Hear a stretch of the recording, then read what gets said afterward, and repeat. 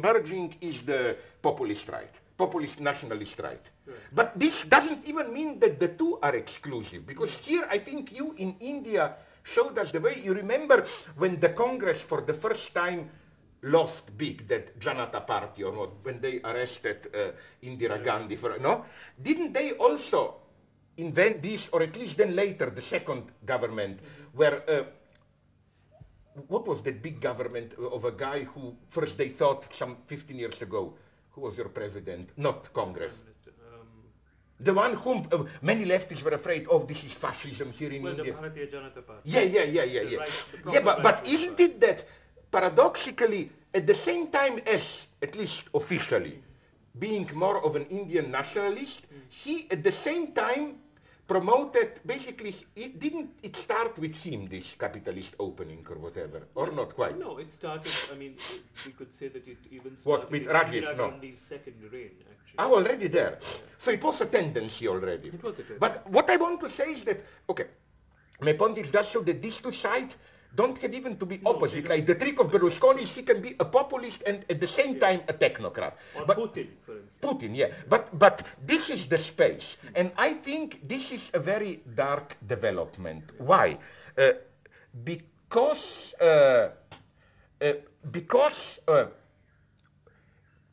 we are witnessing more and more, now even in Western Europe, United States, what we can call, I follow here Freud, who says Unbehagen in der Kultur, unease, discontent in culture, discontent in liberalism.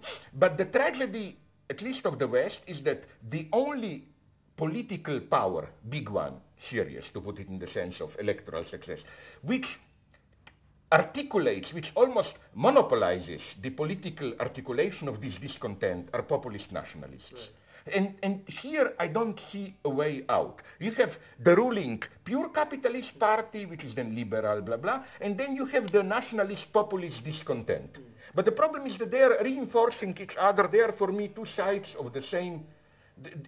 We have to break out of this. And again, problems are extremely serious for me. This is why I am an optimist for the same reasons that I'm a pessimist. That is to say, I don't think things can go on for a long time the way they are going. Now, I'm not short-term catastrophic. I'm not saying, did you see that shitty movie, 2012? I'm not saying 2012.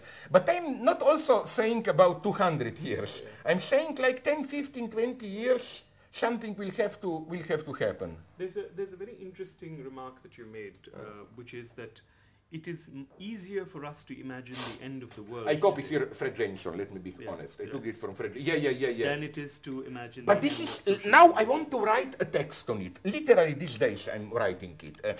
Because I want to say that isn't the lesson of 2009 that this exactly is the case. Listen, let's compare two events of the last year.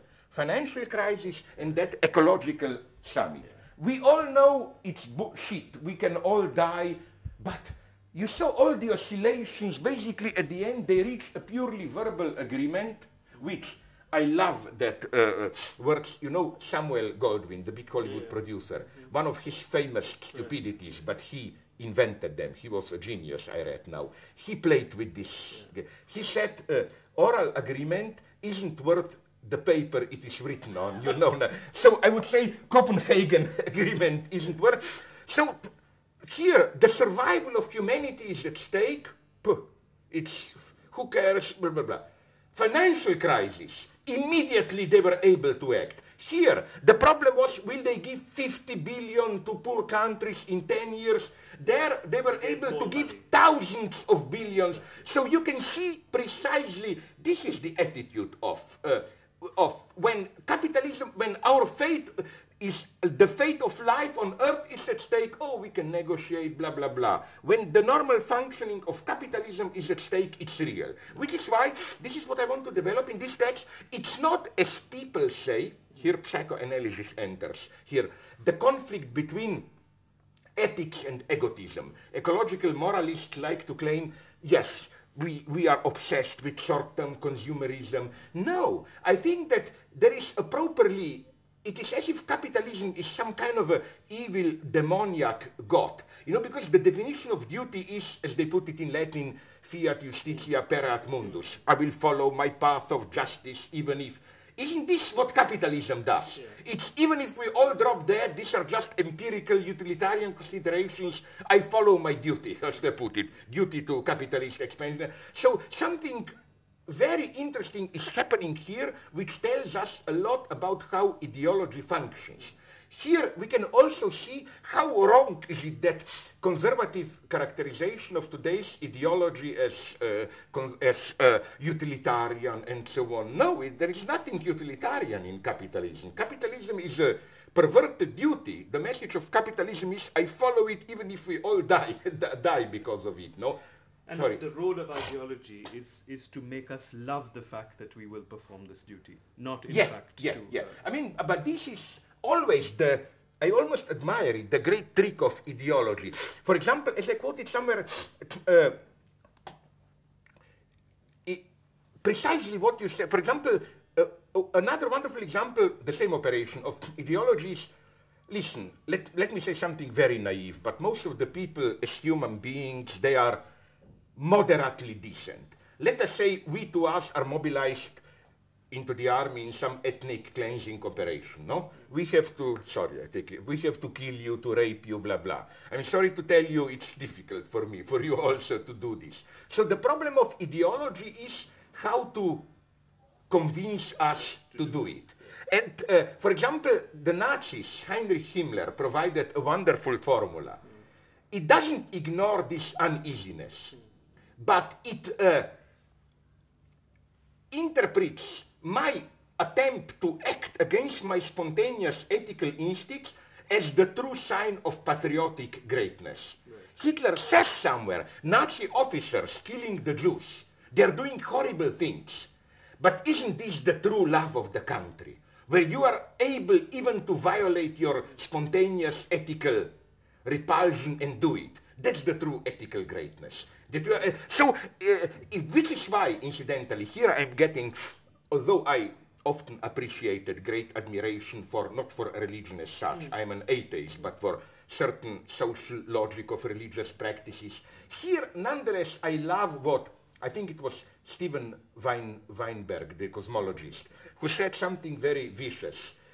He says that in a society without religion, good people would be doing good things, bad people bad things about as usual. But he said, in order to make good people do bad things, you need something like religion and so on. No? This is a clear example of capitalism or of this ethnic cleansing and so on. How you see the trick. The very spontaneous decency, the fact that you have to violate it, is sold to you as your greatness. Yes. You know, in fact, Himmler was a great admirer of the Bhagavad Gita.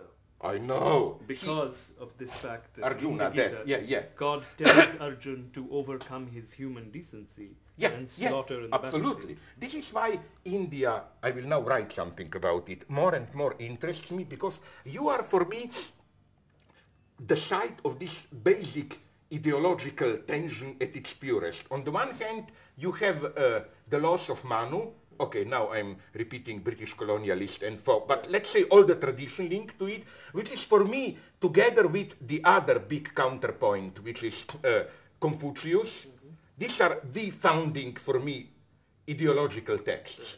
But then you have also, like with early Buddhism and so on, although it's ambiguous, you know, but nonetheless, the extremely forceful egalitarian counterattacks, how should I put it? No, you are the site of the struggle. What interests me in India is that the old lesson of Manu, how this old tradition, but reinvented by British modernizers, is repeated today in the books that I was now reading. You sent them to me about scavengers, Dalit, and so on.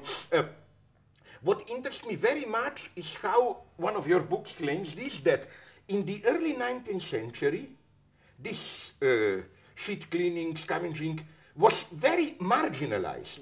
But then it exploded in the late 19th century. Also through the census. in a sense. Yeah, but also I was told that the problem was that with a little bit of industrial development, people moved to the big cities, there was not enough canalization, so they were reinvested. And that's the big lesson for me to take. This is where you in India